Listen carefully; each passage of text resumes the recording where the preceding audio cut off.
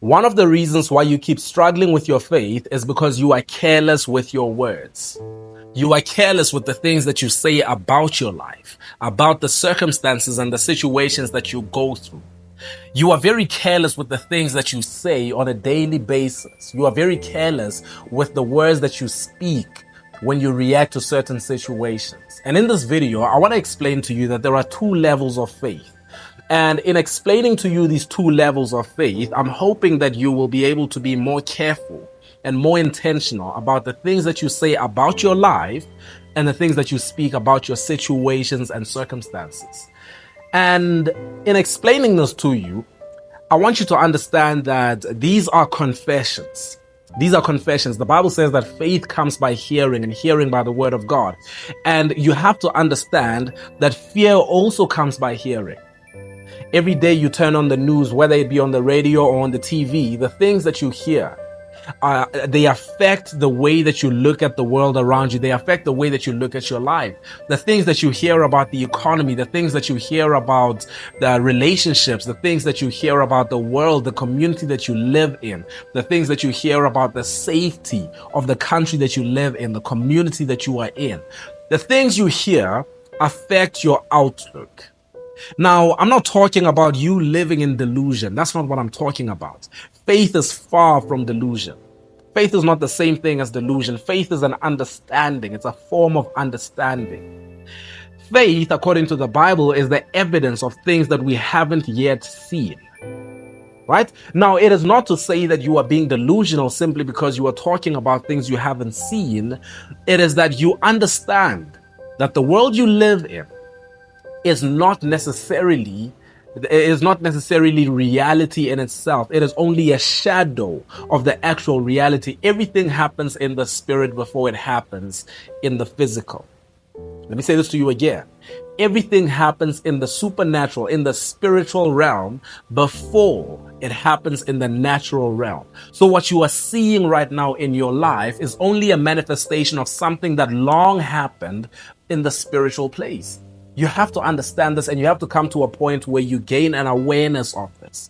That by the time a condition befalls you, it's too late to change anything about it. It has already happened. You can only do better so that you will be able to alter it moving forward. But as for it happening right now, it's already happened in the spiritual place. So you have to change at the level of your faith before you can see it in your reality. And so what happens is that there are people who insist that they have to say it like it is, call it like it is, right? So you look at your life, and when you report on your life, when you tell people about your life, you claim to be a realist. You are just being realistic. You like to keep it real.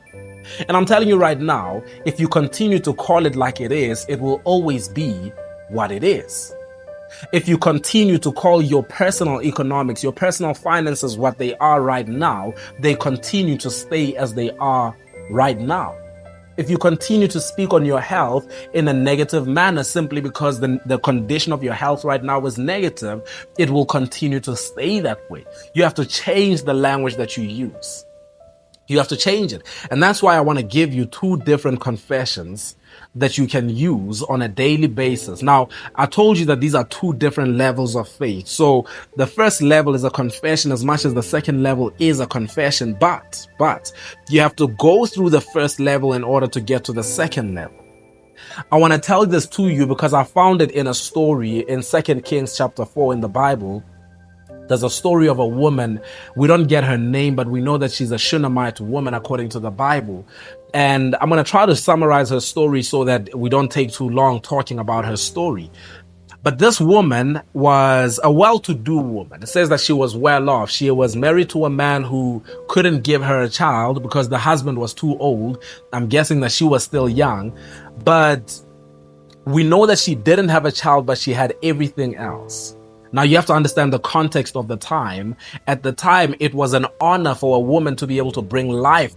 Well, nothing has changed really, except what we think about it. But it is still true that there is nothing in this world that you can do that is bigger than you bringing life into this world. And so we see with this woman that she didn't have a child, but she had everything else. And so one day, a man that she was taking care of, a man that she showed kindness to, called Elisha, says to this woman, "What do you need? Is there anything that I can do for you for the kindness that you have shown me?" And she says, "I'm okay." But Elisha finds out that she doesn't have a child, and so he says to her, "By this time next year, you'll be holding a baby in your arms." And so that goes on. She goes on the following year to be holding a child in her arms. She was a bit reluctant at first because she didn't want to get her hopes up, but she goes on to have the child as she was promised the child. The child lives a couple of years, and while the child is still young, one day the child gets a headache and then dies in the mother's arms. It's tragic because this is not a child that she asked for, but it was given to her. This is not a mission that she brought on herself, but she was called to this mission. And now she's a mother with a dead child in her arms. Then she proceeds to take the child, and she takes the child back to the room of Elisha who made the promise. So she takes the child back to where the promise was made, lays the child over there, and then she sends a message to her husband saying, "Can I please get a donkey? I want to go and see the man of God." And something very fascinating happens, and this is where we get our first statement of faith, our first level of faith. When the husband says, "Why are you going there today? There's nothing special about today. It is not the Sabbath. It is not the new moon. Why are you going to see him now? Is everything okay?" And she says, "It will be well. It shall be well." In other words, it's not okay right now. I don't feel that it's okay. I don't see that it's okay right now. But she makes a confession saying it will be well. And you know what's interesting about this? She's saying this to her husband. She doesn't send message to her husband saying, "Our child is dead." And so many of us are so quick to announce bad news. You are too quick with the bad news.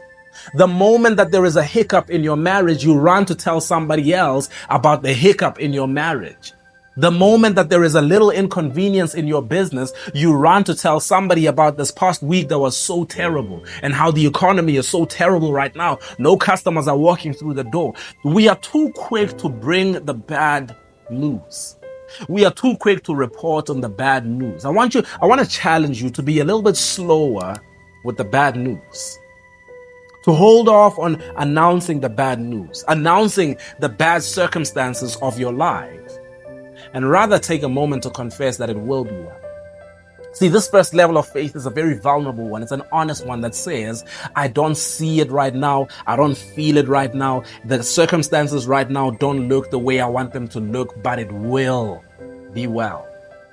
It will be well. Someday in the future, sometime where I am going, it will be well."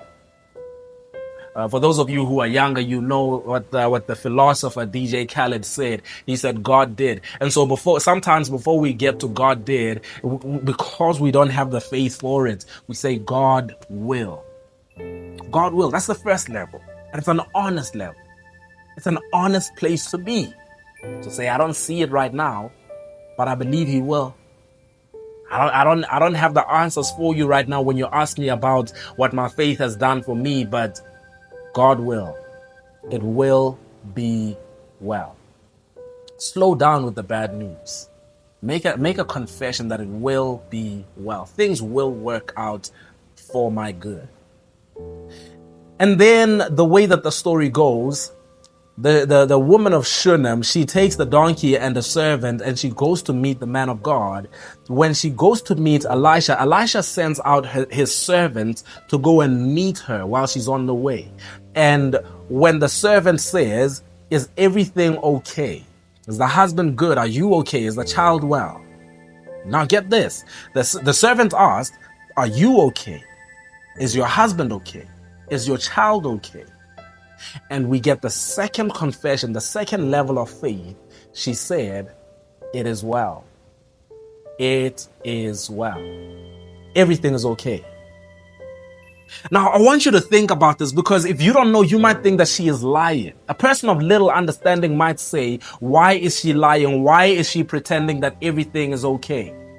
Because you and I live in a system that convinces people more and more that you need to stew in the negativity. You need to stew in your negative emotions, the negative circumstances. Let's sit down and let me ask you about everything bad that has ever happened to you. Let's talk about everything negative that is happening in your life right now and talk about how it's making you feel. Come back again next week and let's do the same thing again. But I want you to understand that faith is contrary to that. It is not delusion and it is not a lie. It is not pretense. It is going into the future. It is going into the spiritual realm and knowing that it is well. Coming back to say, everything is okay. Everything is okay. It is well. Even though I don't see it yet. And I want you to understand this woman, her child is still laying in bed dead. In a moment, the child will be resurrected. But right now, situation is not looking good. And we see it in the fact that right after she said it is well, she went and fell at the feet of Elisha and she was crying. Because pain is real. Yes, my faith is real, but so is my pain. Yes, I still believe, but I'm also hurting. Yes, I know that God will work it out, but for now it hurts. And that's absolutely okay. Because I am as much human as I am a spiritual being. My emotions are real. They're just as real as my faith. But that doesn't mean that I should neglect my faith. And so even as I cry, I say it will be well, and I proceed to say it is well. Even as I am busy nursing my wounds, I say it is well. There's a story that I write about in my book. If you don't have it, you should get it.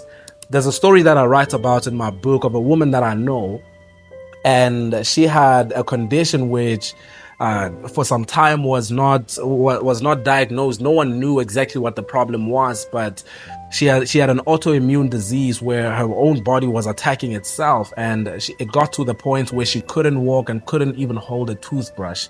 And I still remember we would go to her house and just pray with her. She had beautiful children, a beautiful family, and when we went to see her, there were times when her children would have to help her out of bed. And when you spoke to her and asked, "How are you?" I remember she would say to me, "PK, I am strong and healthy. I am strong and healthy, PK." And I was looking at her, I was like, You don't look like you're strong and healthy though. Because physically she didn't look like she was strong and healthy, but every single time that I went there, she would say, "I'm strong and healthy, PK." If I texted her, "How are you?" she would say, "I'm strong and healthy, PK." If I called her, "PK, I am strong and healthy." And she said this over and over and over and over again. And then one day she tells me, "I just went for a run." Yeah, I just went for a run. It's been a long time, but I just went for a run. And it's the understanding that what is spiritual is more real than what is physical. Because what is physical is only a shadow of what is spiritual. And I remember when I was writing my book, I said, I have to talk to her. I went to talk to her and I asked her, what was it about that confession? And she said exactly the same thing. She said, "See, I understood that what is spiritual is more real than what is physical. So I wouldn't allow my circumstances to dictate to me how I was doing. I am strong and healthy. Even when I don't see it, even when I don't feel it, I am strong and healthy. It is well." My friend, you need to change your confession. If you are not yet at a point where you can confidently say it is well, if you are not yet at a point where you can confidently say I'm okay, at least start at a point where you will say everything will be okay. It will be well. It will work out. You're not lying. You are not lying. Even when they ask you, "How's everything at home?" And I know that everything at home is falling apart. It'll be good. It will be well. And sometimes that is the starting point of my faith. It is the faith of the Father that we see when he had a conversation with Jesus, and Jesus says, "You have to believe." And he said, "I believe, but help me overcome my unbelief." I want to believe. And so I will say, it will be well. And when my faith is mature, I will be able to confess confidently it is well. When you change your thoughts, you change your life. This is Thoughts That Count with Poloko.